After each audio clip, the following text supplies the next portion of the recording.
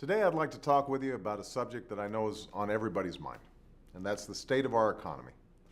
Yesterday we received a report on our gross domestic product. That's a measure of our overall economic performance.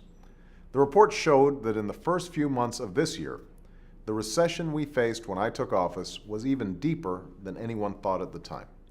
It told us how close we were to the edge. But it also revealed that in the last few months, the economy has done measurably better than expected. And many economists suggest that part of this progress is directly attributable to the Recovery Act.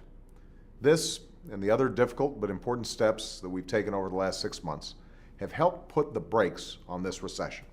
We took unprecedented action to stem the spread of foreclosures by helping responsible homeowners stay in their homes and pay their mortgages. We helped to revive the credit markets and open up loans for families and small businesses. And we enacted a Recovery Act that puts tax cuts directly into the pockets of middle-class families and small businesses, extended unemployment insurance and health insurance for folks who have lost their jobs, provided relief to struggling states to prevent layoffs of teachers and police officers, and made investments that are putting people back to work, rebuilding and renovating roads, bridges, schools, and hospitals. Now, I realize that none of this is much comfort for Americans who are still out of work or struggling to make ends meet. And when we receive our monthly job report next week, it's likely to show that we are continuing to lose far too many jobs in this country. As far as I'm concerned, we will not have a recovery as long as we keep losing jobs. And I won't rest until every American who wants a job can find one. But history shows that you need to have economic growth before you have job growth. And the report yesterday on our economy is an important sign that we're headed in the right direction. Business investment, which had been plummeting in the past few months, is showing signs of stabilizing. This means that eventually, businesses will start growing and hiring again. And that's when it will really feel like a recovery to the American people. This won't happen overnight. As I've said before, it will take many more months to fully dig ourselves out of a recession that we've now learned was even deeper than anyone thought. But I'll continue to work every day and take every step necessary to make sure that happens. I also want to make sure that we don't return to an economy where our growth is based on inflated profits and maxed out credit cards, because that doesn't create a lot of jobs. Even as we rescue this economy, we must work to rebuild it stronger than before.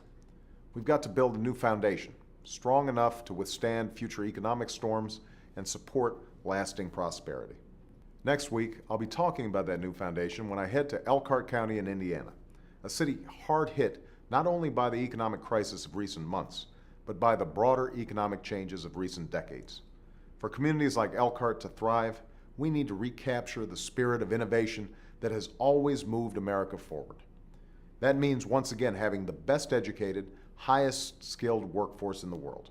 That means a healthcare system that makes it possible for entrepreneurs to innovate and businesses to compete without being saddled with skyrocketing insurance costs. That means leading the world in building a new clean energy economy with the potential to unleash a wave of innovation and economic growth while ending our dependence on foreign oil. And that means investing in the research and development that will produce the technologies of the future, which in turn will help create the industries and jobs of the future. Innovation has been essential to our prosperity in the past, and it will be essential to our prosperity in the future. But it's only by building a new foundation that we will once again harness that incredible generative capacity of the American people. All it takes are the policies to tap that potential, to ignite that spark of creativity and ingenuity, which has always been at the heart of who we are and how we succeed. At a time when folks are experiencing real hardship, after years in which we've seen so many fail to take responsibility for our collective future, it's important to keep our eyes fixed on that horizon. Every day, I hear from Americans who are feeling firsthand the pain of this recession. These are folks who share their stories with me in letters and at town hall meetings, folks who remain in my mind and on my agenda each and every day. I know that there are countless families and businesses struggling to just hang on until this storm passes. But I also know that if we do the things we know we must, this storm will pass, and it will yield a brighter day.